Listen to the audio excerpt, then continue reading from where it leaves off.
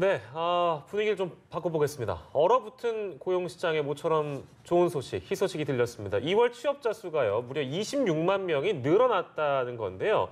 하지만 정부 재정에 의한 착시 효과일 뿐 고용시장은 여전히 겨울이라는 평가도 일각에서는 나오고 있습니다. 네, 어떻게 된 사정인지 오늘도 김대호의 경제읽기 김대호 경제학 박사와 함께합니다. 어서 오십시오. 예, 26만 3천 명 늘었다고 합니다. 수치상으로는 굉장히 좋은 뉴스인 것 같은데 어떻게 평가하세요? 작년에 우리가 신규 고용자 숫자가 월 평균 10만 명도 채 못 늘어났습니다. 10만 명보다 훨씬 더 아래거든요.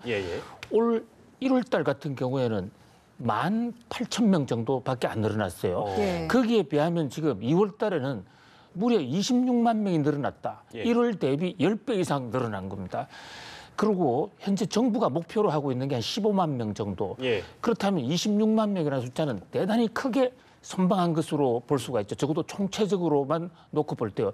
이 정도로만 계속 나가준다면 우리의 고용 문제, 실업 문제는 어느 정도 극복해 갈 수 있을 것이라는 그런 희망도 보일 수가 있습니다. 근데 문제는 그 소문 내용에 있어서 여러 가지 좀 부정적인 측면도 있다라는 이런 대목이에요. 예, 그 말씀해주신 것처럼 통계를 보면 막상 들여다보니 3040 취업자 수가 줄고 질적인 면에서는 좀 아쉬운 부분이 있다라는 의견이 많은 것 같아요. 그렇습니다. 예. 특히 이번에 고용이 획기적으로 늘어나게 된 게 50대, 60대예요.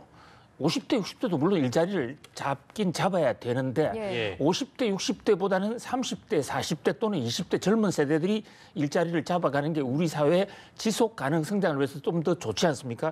그런 측면이 하나 있고요. 또 하나는 50대, 60대가 잡은 일자리 내용을 보면 대부분 정부가 예산으로 마련한 길거리에서 무슨 휴지 줍는 작업이라든지 또는 지하철에서 안내해 주는 작업 이런 것에 복지, 뭐 행정 도우미 이런 일자리 되거든요. 이런 일자리는 정부가 예산을 중단하면 오래 계속되질 않는다고요. 바로 그런 면에서 이번에 늘어난 일자리 50대, 60대가 40만 개가 늘어났어요. 40만 개는 정부가 세금의 힘으로 일시적으로 끌어올린 것이고 이 모르핀 효과가 끝나면 곧 떨어질 가능성이 크다. 그리고 30대와 40대에서는 엄청나게 지금 줄었단 말이죠. 전체적으로 26만 개가 늘어났는데 노인층에서 40만 개가 늘어났으니까 단순 계산을 하더라도 20, 30대, 40대에서는 약 16만 개 정도 일자리가 줄었다는 이런 얘기가 되는 것이죠. 그런 면에서 오늘 황교안 자유한국당 대표 같은 데는 이 나라가 완전히 노인 알바 천국이 됐다. 그동안에 54조 원이나 일자리 예산을 썼는데 그 책임을 묻겠다. 이러고 이제 이 문제가 여야의 정치 쟁점, 정쟁으로까지 비화하는 듯한 그런 모습입니다. 그런데 이제 이번 사안을 두고 이번 통계를 두고 여러 가지 해석과 의견이 나오는 것이 사실 3040이 줄어든 것이 앞서 이제 노인층의 공공 일자리, 정부가 지원해준 일자리가 많았다라고 말씀하셨는데 정부는 이 공공 일자리를 모든 계층에게 지원했는데 3040이 선택하지 않았다 이런 해석도 있더라고요. 그렇습니다. 좀 정부 입장에서 특히 고용노동부 입장에서 상당히 억울할 거예요. 이번에 정부의 공공 일자리의 대상이 나이 제한을 둔 것이 아니에요. 이 정부가 노인만 특별히 사랑하거나 청년층을 미워하거나 이런 건 전혀 아니지 않습니까? 그런데 정부가 이제 마련한 일자리들이 조금 장기적이지 못하고 단기 일자리다 보니까 청년층들이 어플라이를 하지 않은 거예요. 그러다 보니까 정부의 의도하고는 전혀 달리 50대, 60대는 집중적으로 그 일자리를 찾았고 또 30대, 40대 이런 경우에는 새로운 보다 더 장기적이고 생산적인 일자리로 가야 된다. 그래서 스스로 이 기회를 이제 버렸기 때문에 정부가 50대, 60대 노인만 편애했다. 또는 노인 일자리만 늘었다는 것은 좀 잘못된 표현이고요. 우리 사회 전체적으로 지금 일자리 사정이 좋지 않다. 특히 국제 환경이라든지 이런 게 좋지 않기 때문에 전체가 일자리가 죽어가는 속에서 정부가 예산을 투자해서 50대, 60대는 꺼져가는 걸 좀 살렸다. 30대, 40대는 그까지 힘이 못 미쳤다. 이렇게 볼 수가 있습니다. 아까 황교안 대표 말씀을 해주셔가지고요. 알바 천국 됐다. 노인 알바들 뭐 이런 질 나쁜 자리를 만들어가지고 일자리 예산 54조 어디 있었나 따질 것이다. 뭐 선뜻 이제 박사님 설명 들어보니까 황교안 대표 지적도 일각 이해는 갑니다. 뭐 저도 저런 어떤 표현에 대해서 뭐 이해도 되고요. 일자리 수만 이렇게 늘어났다 뿐이지 그 안으로 들어가면 이제 질 나쁜 자리도 있을 법하다라는 이제 지적인데 그렇다면 바꿔 얘기하자면 박근혜 정부 당시엔 잘했습니까? 어땠어요?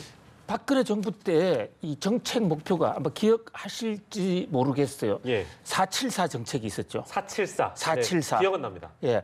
그중에 이제 우리 국민 소득을 4만 불로 뭐 만든다 뭐 이런 건데 그 가운데 들어가 있는 7이 예. 우리나라 고용률을 70%로 만들겠다 하는 거였어요. 예. 그런데 박근혜 정부 이 목표 달성 못했습니다. 현재 지금 우리나라의 고용률이라는 게 이제 경제 활동 인구 중에서 몇 %가 취업하고 있느냐인데 사실 가장 중심적인 지표예요. 실업률보다 더 중요한 지표인데 예. 이달에 지금 65.8% 정도 나타나고 있거든요. 이거 박근혜 정부하고 거의 비슷해요. 그러니까 고용률로만 놓고 보면 누가 잘했다, 못했다 할 수가 없는 거예요. 예. 이 고용률이 일본은 지금 75%입니다. 예. 이거보다 10%포인트가 앞서는 거예요. 예. 미국은 70%입니다. 박근혜 정부나 지금 현재 문재인 정부나 또 그 전으로 거슬러 올라갔던 이명박 정부의 정책은 747에서 비행기 이름, 예. 거기에 7도 역시 고용률 70%를 맞춘다고 하는 것인데 예. 저희들이 보기에는 이코노미스트들이 보기에는 새 정부가 똑같습니다. 여전히 지금 고용 사정이 안 좋고 정부 행정이 다 그렇게 썩 만족스럽게 못하고 있다. 아직도 부족한 점이 많다. 이렇게 지적할 수가 있겠습니다. 어렵네요. 저희가 이제 이 취업자 수가 26만 명이 늘어났다라는 얘기를 전달해 드리고 있는데요. 신규 취업자는요, 13개월 만에 가장 큰 폭으로 늘었는데 체감 실업률 같은 경우에는 뭐 굉장히 높은 수준을 기록했다고 하네요. 그러니까 취업자하고 실업률이 좀 따로 노는 것 같아서 이건 왜 그런 건가요? 예, 취업자하고 실업률 이것은 완전히 다른 개념입니다. 예. 그렇게 차이가 나는 가장 큰 이유가 실업률이 우리 일반이 생각하는 상식적으로 생각하는 개념하고 좀 다른 거예요. 실업률은 예. 실업자로 분류할 수 있는 전체 취업자 경제활동 인구 중에 실업자가 몇 %냐 이건데 예. 실업자의 기준이 예. 취업을 하려는 적극적인 의지가 있는 사람들만 실업자예요. 적극 취업자층. 예, 네네네. 적극적으로 취업하지 않고 그냥 놀겠다, 취업 안 돼서 그냥 가만히 있겠다는 사람들, 예, 예. 가정주부라든지 뭐 이런 사람들은 전혀 실업자에 들어가지 않는 거예요. 예. 근데 최근에 정부가 공무원 숫자도 좀 늘리고 이렇게 예. 하면서 취업을 하겠다는 숫자가 좀 많아진 거예요.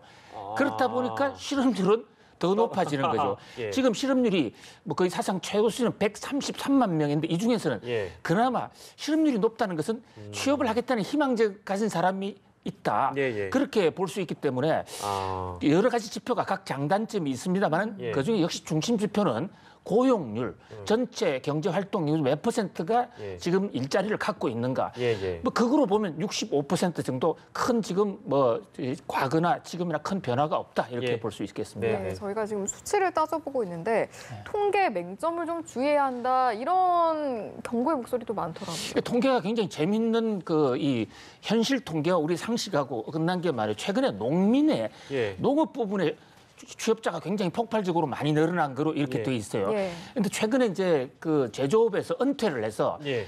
이른바 귀농을 가는 사람들이 있지 않습니까? 그럼 그 집에 가장 한 사람이 취업을 하고 있으면 한 명만 취업한 거로 서울에 있을 때는 그랬는데 예. 이게 귀농을 하게 되면 농민이 되면 같이 이제 배우자라든지 할머니 이런 분들도 생산 활동에 할 수 있기 때문에 같이 농민이 돼 취업자로 바뀌는 거예요. 예. 잠시만요. 예. 그러면 그러니까 지금 귀농을 한 가정에 예.